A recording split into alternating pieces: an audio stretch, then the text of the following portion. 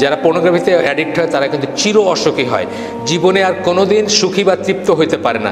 তাদের brain blow out হয়ে যায়, ব্রেন নষ্ট হয়ে যায়। এটা নিয়ে কথা অনেক লেখালেখি হয়েছে। তাদের ব্রেনটা আর স্বাভাবিকভাবে ফাংশন করতে পারে না, চিন্তা করতে পারে না। 2 নম্বর হচ্ছে তারা ভায়োলেন্ট হয়ে যায়।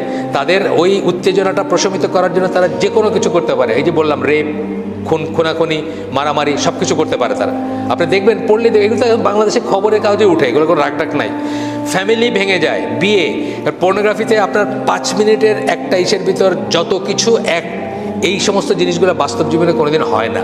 বাস্তবে বউ এইভাবে বিহেভ করে না, একটা পর্নোস্টার যেভাবে বিহেভ করে এইভাবে করে না।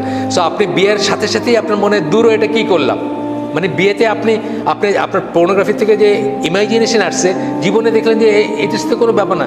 বাস্তবে একটা যদি আমাদের স্বাভাবিক মুসলিম বিয়ে হয়, যারা একে অপরের সাথে মেলামেশা করে নাই, আগে কেউ কাউকে চিনে না, অ্যারেঞ্জমেন্ট ফ্যামিলির থ্রুতে বিয়ে হয়েছে, তাদের 1 মাস 2 মাস 6 মাস লাগতে পারে অ্যাডজাস্ট করতে।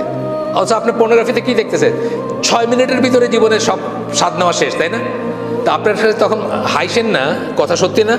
তা আপনার কাছে তখন মনে হচ্ছে দূরে এটা কি, এটাতে কোনো উত্তেজনাই নাই, কোনো কিক নাই, কোনো আবেগ নাই, কোনো নাই, কোনো প্লেজার নাই, কোনো এরকম মনে হবে আপনার বিয়েতে কোনো দিন।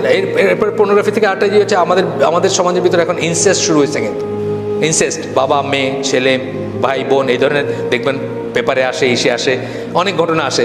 এগুলার কিন্তু মানে রুট কারণ হচ্ছে ওইটা। কারণ আপনি পর্নোগ্রাফি দেখতেছেন, পাশের রুমে আপনার ইনসেস্ট কেউ আসে, ঘুমাইতেছে, আপনি ওইখানে দেখতেছেন এই ঘটনা, আপনি এটা করতে যাচ্ছেন, অ্যাক্ট করতে যাচ্ছেন, মানে অ্যাকচুয়ালাইজ করতে যাচ্ছেন, বাস্তবায়িত করতে যাচ্ছেন। এরকম আমরা অনেক গল্প দেখি, পেপারে আসে, ইসে আসে। তারপরে যে মানুষটা সে আনপ্রোডাক্টিভ হয়ে যায়, সে আর ভালো কোনো কাজ করতে পারে না, রেসপন্সিবল কোনো কাজ করতে পারে না, সে একটা নির্জীব মানুষ হয়ে যায়, জীবনী শক্তিহীন মানুষ হয়ে যায়। Over long period of time বদমেজাজি একটা বাজে লোক হয়ে যায় এবং পারভার্ট হয়ে যায়। পারভার্ট মানে বিকৃতি। এই পর্নোগ্রাফির ব্যাপারটাই এমন যে আপনার কালকে যেটা দেখছেন আজকে আর সেটাতে ধরবে না। এটা একটা নেশার মতো ব্যাপার। মানে কালকে আপনি একটা সিগারেট খেয়ে হয়তো আজকে 2টা, তারপর 3টা, তারপর 10টা, তারপর 2 প্যাকেট, বুঝছেন না? মানে এটা বাড়তেই থাকবে উত্তর, এবং একসময় দেখবেন যে আপনার কিছুতেই কিছু হচ্ছে না।